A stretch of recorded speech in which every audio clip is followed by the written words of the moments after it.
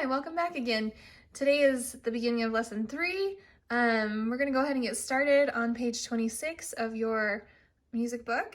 At the top of the page, you'll notice that it talks about dynamic marks again. So first we've learned P is soft, F is for loud, piano, and forte. And the one that we're learning today is mezzo forte, which just means moderately loud. Okay. In this little exercise, they're talking about a musical pattern, which is just when there is a set of notes, a short set of notes that moves up and down the keyboard.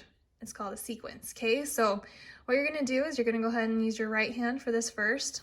It's a study in seconds and thirds. So here we have our seconds, which are our steps, and our third, which is kind of like a skip, but these are played together. And we're gonna just move up the keyboard with this little exercise. And then we're gonna do the same thing with the bottom hand, and we're just gonna move down. So I'm just going to demonstrate that really quick.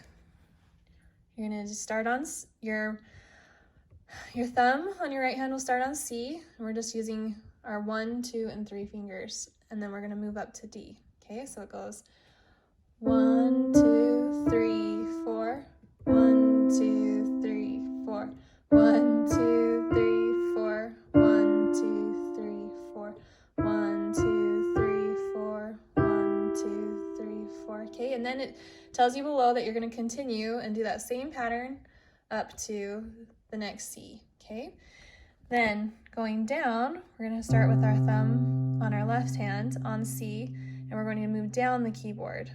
C, B, A, C. Okay, 1, 2, 3, 4, 1, 2, 3, 4. Okay, and then you're going to continue down to C. All right, so that's not too hard.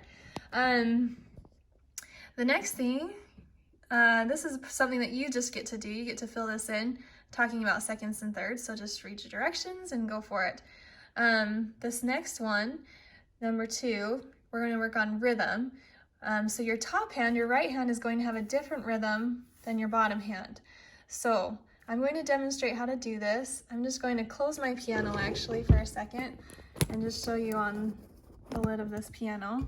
Okay, so my right hand and my left hand, whoop, whoop, put them in the middle. Okay, so my right is going to hold while my left is playing at the beginning. So it goes 1, 2, 3, 4, 1, 2, 1, 2, 1, 2. Oh, so I'm starting over. Sorry. 1, 2, 3, 4.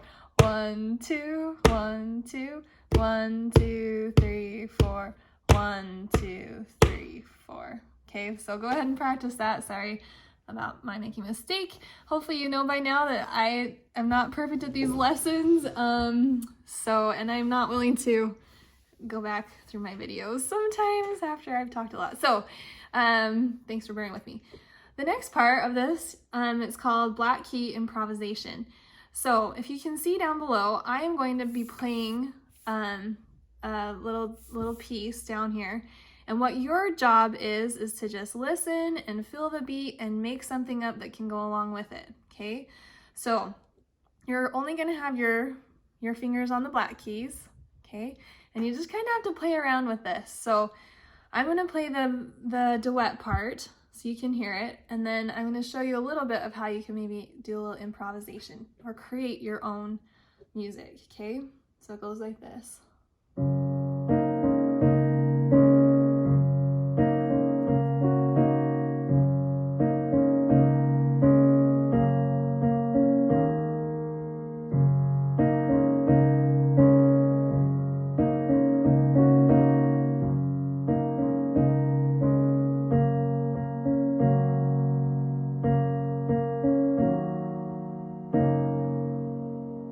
So to show you an example of what you can do, I'm going to only play my left hand and play what maybe you could play with your hands on the black keys, okay?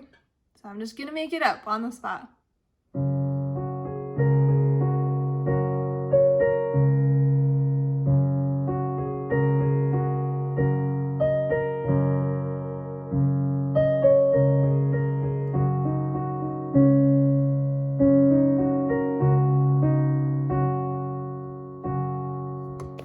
Something like that. You're just gonna mess around. So I'm going to go ahead and play it one more time, and I just want you to mess around with those keys and see if you can find something that sounds good as I'm playing the duet part.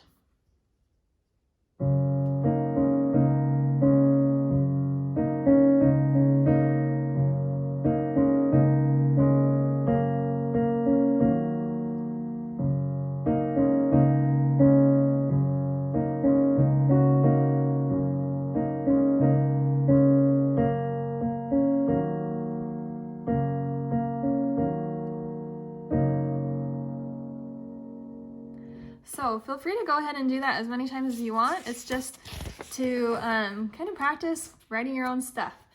Okay, so the bulk of our lesson today is going to be learning the notes on the grand staff. So we're going to go ahead back to our book. And this is where I feel like real music comes into play. You're finally at the point where you're going to learn these notes on the staff and be able to read music as it is written. So let's talk about the staff for a minute. So the staff is music written on a 5-line. Okay, music is written on a 5-line staff. So here's our staff. It's these 5 lines put together. Okay, and when you have both of them, it's called the grand staff. So the grand staff is 2 staves of lines, and the top is going to be your treble clef, which is played by your right hand, and the bottom is your bass clef, which is played by your left hand. Okay, so here are the signs: bass clef and treble clef. Bass is this sign, and treble is this sign. Okay, so it's going to have you kind of orient yourself. So with your left hand, finger 2, play middle C and all the keys below while naming them aloud. These are the bass clef range. Okay, so I'm going to find my middle C. So middle C is the one that's in the middle of your piano. Okay, so here's middle C. So what it's saying is I'm going to just kind of go down from there. C, B, A, G, F, E, D, C. Okay, and it can continue. So your bass clef is all those that are lower than middle C. So middle C is the breaking point between the bass and the treble. Now, that's not to say that your left hand never plays above that, okay?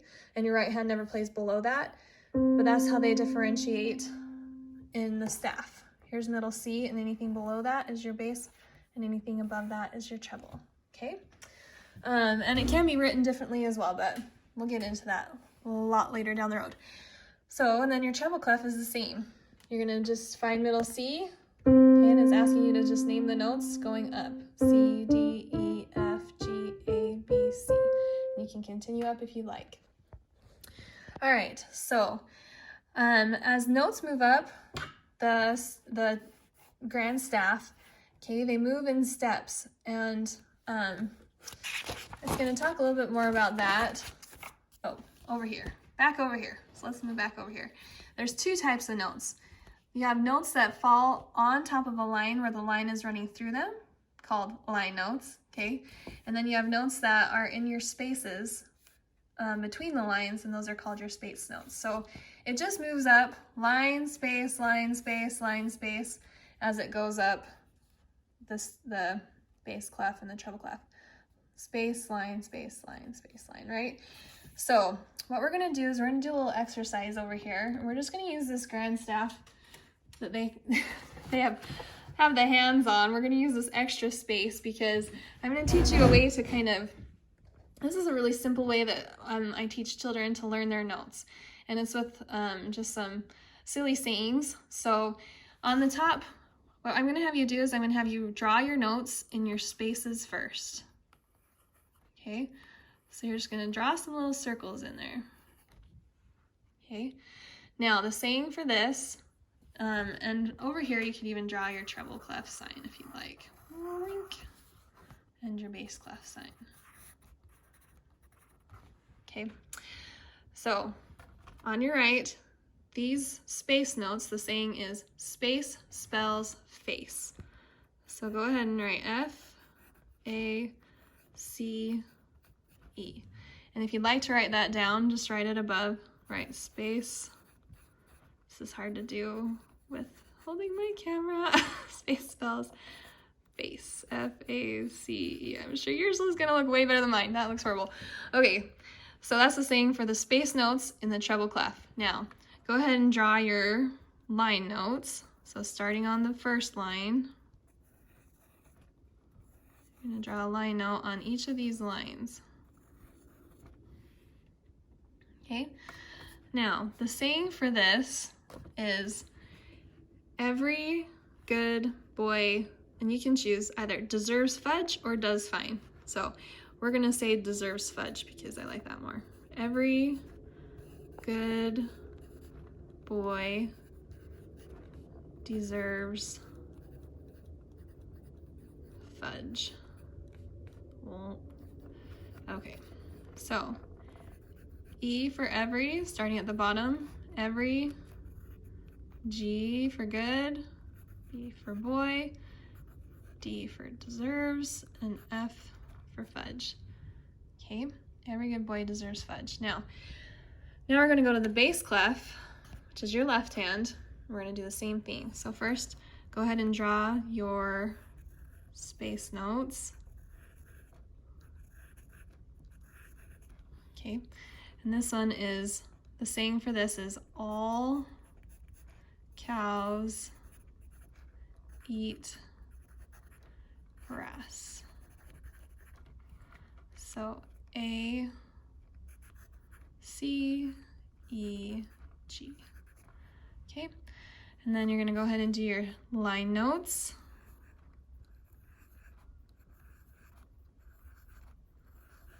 Okay, and the saying for this is, now my kids and I made up this saying. There's a lot of different sayings for this one, but this is what we use. It's easy to remember. Gorillas buy donuts, sorry my handwriting, for alligators.